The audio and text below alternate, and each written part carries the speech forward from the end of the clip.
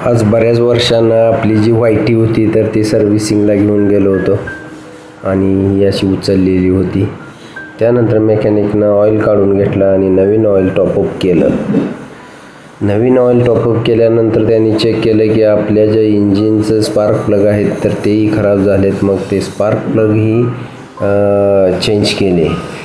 बऱ्यापैकी काम झाल्यानंतर आपली गाडी राऊंडला गेली आणि राऊंडवरून येताना त्यांच्या लक्षात आलं की गाडीचा हॉर्न जो आपण नवीन बसवला आहे तो व्यवस्थित वाजत नाही, काम करत नाही. त्यामुळं आता ते काम होणार आहे.